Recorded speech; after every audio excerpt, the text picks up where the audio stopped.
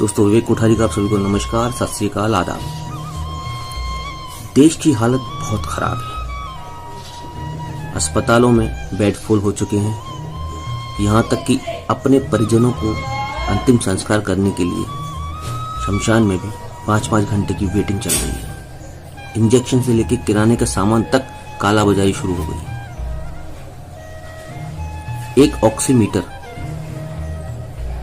3 दिन पहले मैं लेके आया, 300 रुपए का ऑक्सीमीटर 900 रुपए का दिया, और आज वही ऑक्सीमीटर 2000 रुपए का बिक रहा है। आपदा में अवसर ढूंढ रहे हैं लोग।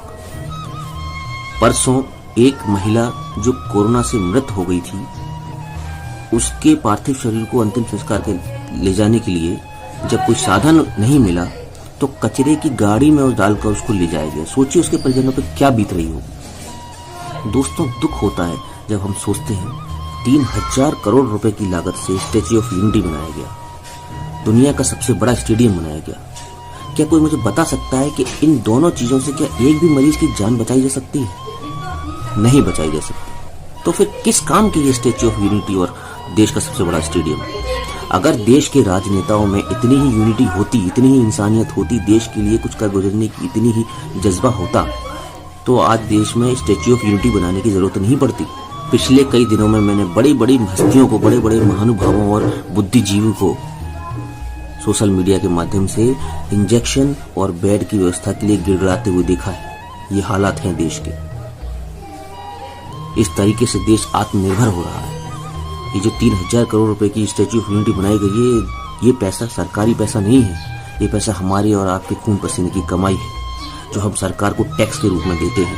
हम हर चीज पर टैक्स देते हैं। हम पैसा कमाते हैं, आय पर तो इनकम टैक्स देते हैं। हम होटल में खाना खाने जाते हैं, वहां टैक्स देते हैं। हम जिस घर में रहते हैं उसका प्रॉपर्टी टैक्स देते हैं। हर चीज पर सरकार हमसे टैक्स लेती है। दोस्तों, रविन्द्रनाथ टैगोर जी ने कहा था कि कठिन समय में सबसे ज्यादा आवश्यकता सत्य की होती है, और अच्छे दिन के इंतजार में लोग अपने हिस्से की सांसें लेने के लिए भी गिड़गिड़ाने पर मजबूर हो गए हैं। ऑक्सीजन के लिए लाइन लगाकर हाथ जोड़कर खड़े हैं।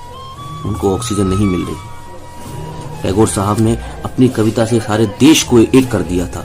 पंजाब, सिंध, गुजरात, मराठा, द्राविड़, उत्कल, बंग। आप बंगाल में चुनावी रैलियां करके क्या साबित करना चाह रहे हैं? हमें पता है आपने पूरा देश जीत लिया, और एक बंगाल भी रह गया था, वो भी हम मान के चल रहे हैं कि आप जीत लेंगे। लेकिन क्या इस बीच जो पूरे देश की जनता आपका इंतजार कर रही है और तिल तिल कर मर रही है, सारा देश शमशान में बदलता जा रहा है। बंगाल जीतने के बाद क्या आप शमशान पर राज करेंगे, या आप दोनों की कुछ अलग प्लानिंग है कि इंद्र की कुर्सी पर जाकर विजय पताका लहराना है, तो आप वो भी कर लीजिए।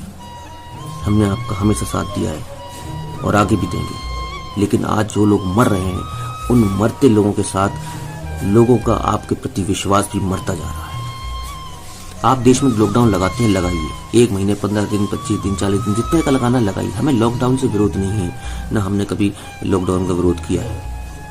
लेकिन क्या आपने एक बार इस चीज का आकलन किया है कि वो लोग जो रोज पैसा कमाते हैं, वो मजदूर, वो जूता पॉलिश करने वाले, वो फल बेचने वाले, वो सब्जी बेचने वाले, वो ठेला लगाने वाले, जो पूरे दिन मेहनत करके शाम को 2 जून की रोटी की व्यवस्था करते हैं, खुद खाते हैं और अपने परिवार को खिलाते हैं, उन लोगों का क्या हाल हो रहा होगा इस 10 दिन, 15 दिन, 1 महीने के लॉकडाउन में? उन पर ना तो इतना पैसा है कि वो 1 महीने का राशन स्टॉक कर सके, और ना ही कोई उनकी मदद के लिए जाता है।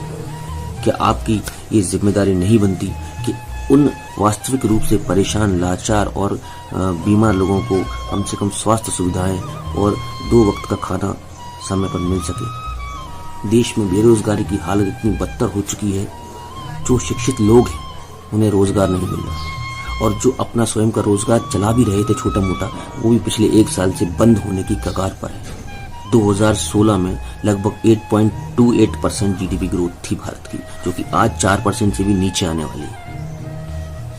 आज देश में बुलेट ट्रेन की जरूरत नहीं है, अस्पतालों में प्रॉपर बेड और ट्रीटमेंट की जरूरत है। आपने हमसे थाली बजवाई, हमने थाली बजाई।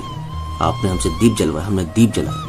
आप अगर बोलेंगे कि आप उल्टा खड़े हो जाइए, तो हम उल्टा भी खड़े हो जाएंगे, क्योंकि हम भारत के नागरिक हैं और हमें अपनी जिम्मेदारियों का पूरा एहसास है। लेकिन क्या आप इन जिम्मेदारियों को निभा रहे हैं? या केवल लॉकडाउन करके आप अपनी जिम्मेदारियों से पल्ला झाड़ रहे हैं? इस लॉकडाउन में सबको फर्क पड़ता है, चाहे गरीब हो या अमीर हो। गरीब को फर्क पड़ता है, उसके पास पैसा नहीं है, खाना नहीं है, वो बेचारा कोरोना से बाद में मरेगा, भुखमरी और कर्ज से पहले मर जाएगा। और अमीर इंसान की भी हालत कोई ठीक नहीं है। कितना भी बड़ा शहर का धन्ना सेठ हो, वो अपने घर पे आईसीयू और वेंटिलेटर की व्यवस्था नहीं रखता है। ये चीजें सरकार भरोसे ही रहती है। एक अमीर इंसान तब तक ही लॉकडाउन को सहन कर सकता है जब तक वो स्वस्थ है और घर में है। जिस दिन उसकी हालत खराब हुई और आईसीयू में एडमिट करने की हालत आई, तब उसे बेड नहीं मिलेगा, तब उसका पैसा किसी काम का नहीं रहेगा, उसकी हालत भी गंभीर हो जाएगी। दोस्तों, एक और बात मैं आप लोगों से शेयर करना चाहता हूं। सरकार सारे सरकारी संस्थानों को, संपत्तियों को बेचकर या प्राइवेटाइज करके पैसा इकट्ठा करने में लगी हुई। सबसे पहला नंबर बैंकों का है। सरकार का कहना है कि बैंक घाटे में। मैं आज आपको एक हकीकत बताना चाहता हूं। बैंक 2013-14 तक घाटे में नहीं थे, वो अपनी ऑपरेटिंग कॉस्ट निकाल रहे थे और उससे पहले भी बैंक प्रॉफिट में थे। 2013-14 के बाद ऐसा क्या हुआ जो बैंक घाटे में चले गए? वो बड़े बड़े धन्ना सेठ, वो बड़े बड़े एंटरप्रेन्योर जिन्होंने बैंकों से लोन लिया, छोटा मोटा लोन नहीं, 20,000 करोड़, 40,000 करोड़, 50,000 करोड़, 1 लाख करोड़, और लोन लेकर नहीं चुकाया, सीना तान कर पूरे देश में घूम रहे हैं और विदेशों में घूम रहे हैं और बोल रहे हैं कि आपसे वसूली की जा सके तो आप कर लें।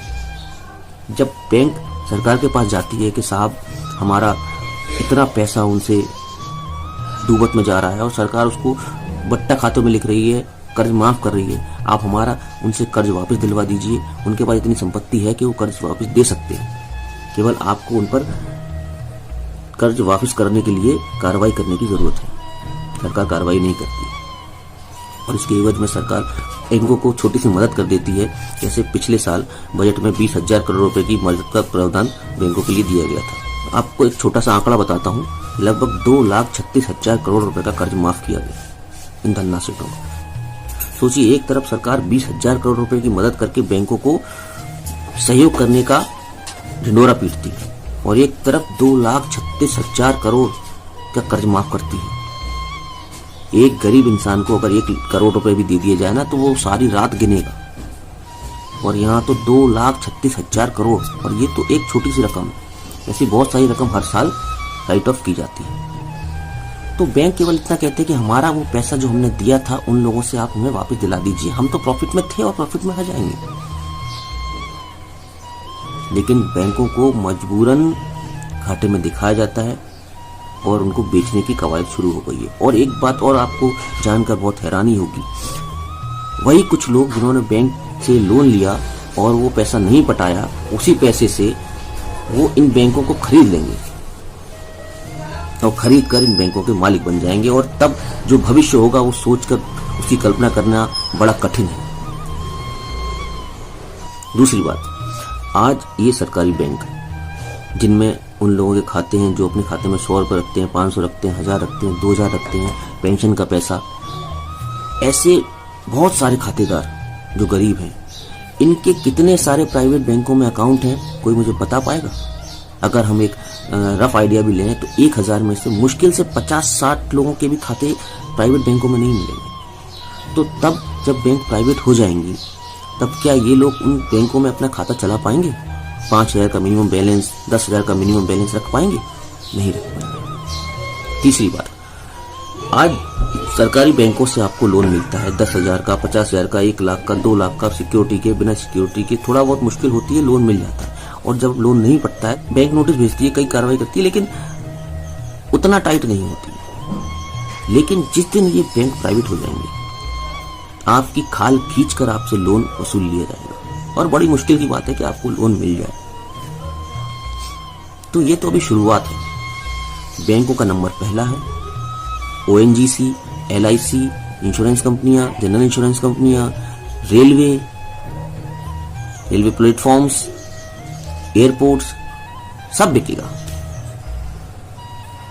और आज ये जो बैंक वाले स्ट्राइक कर रहे हैं, एलआईसी वाले स्ट्राइक करेंगे, जो भी अपने हक के लिए स्ट्राइक कर रहा है, आज जनता को फर्क नहीं पड़ रहा।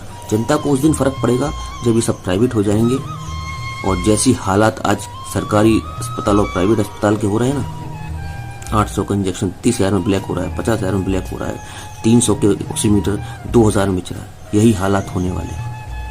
और इन सब हालातों के लिए अब जनता ही जिम्मेदार हो। दूसरी बात, मैं उन सभी अभिभावकों के लिए ये बात बोलना चाहूंगा जो अपने बच्चों की 10th पास करने के बाद, 12th पास करने के बाद सरकारी नौकरी के सपने देखते हैं। बैंक में नौकरी लग जाएगी, LIC में नौकरी लग जाएगी, ONGC में नौकरी लग जाएगी, रेलवे में नौकरी लग जाएगी। आप सपना देखना छोड़ दीजिए, क्योंकि जब ये सब प्राइवेट हो जाएंगे तो आपको गवर्नमेंट जॉब नहीं मिलेगी। सरकार भी पल्ला झाड़ लेगी, हमारे पास गवर्नमेंट ऑर्गेनाइजेशन ही नहीं, हम जॉब कहां से प्रोड्यूस करें। तब ना तो आपको सरकारी नौकरी मिलेगी और ना शादी के लिए सरकारी नौकरी वाला लड़का मिलने वाला है। ये सारी बातें आज आप लोगों को इसलिए बता रहा हूं क्योंकि ये सब एनालिसिस करना बहुत जरूरी हो गया आज की तारीख में। हाँ, ऐसे में चंदू लोग ऐसे भी हैं जो बहुत अच्छा काम कर रहे हैं, जैसे अभिनेता सोनू सूद जी बहुत शानदार काम कर रहे हैं, उन्होंने पिछले साल भी बहुत अच्छा काम किया था। लेकिन अब जरूरत है हर चीज को समझने की। पिछला 1 साल हो गया है, पिछले साल भी कोरोना था, उस साल से इस साल तक सरकार ने क्या तैयारी करी। लॉकडाउन लगाना एक सॉल्यूशन नहीं है। हम लोग एक्सपीरियंस हो चुके हैं अब लॉकडाउन में रहने के, हमें मालूम है कैसे रहना है, क्या करना है। लेकिन स्थिति अब ज्यादा गंभीर हो गई। अब हमारे राजनेताओं को सोचना चाहिए। बरसात में नाचने वाला कौवा मोर नहीं होता, हर दाढ़ी बढ़ाने वाला रविन्द्रनाथ टैगोर नहीं होता। अब जरूरत है शासक की जगह एक अच्छा राजनेता, एक अच्छा राजा बनने की, अपनी प्रजा के साथ सुख दुख में हाथ बटाने की। बस आप लोगों से यही उम्मीद करता हूं, आप लोग स्वस्थ रहिए, अपने परिवार का ध्यान रखिए, अपने शरीर का आकलन आप स्वयं कीजिए। आपको क्या तकलीफ हो रही है, सांस लेने में प्रॉब्लम हो रही है या चेस्ट में निमोनिया जैसा लग रहा है, खांसी हो रही है, बुखार हो रहा है, और लेटेस्ट ट्रेंड को पढ़ते रहिए, गूगल से ढूंढिए, फेसबुक और व्हाट्सएप मीडिया पर बहुत अच्छी सारी चीज़ें आपके लिए अवेलेबल हैं। नेगेटिव न्यूज़ मत देखिए, पॉजिटिव रहिए, लेकिन अपडेट रहिए। धन्यवाद, शुक्रिया, नमस्कार।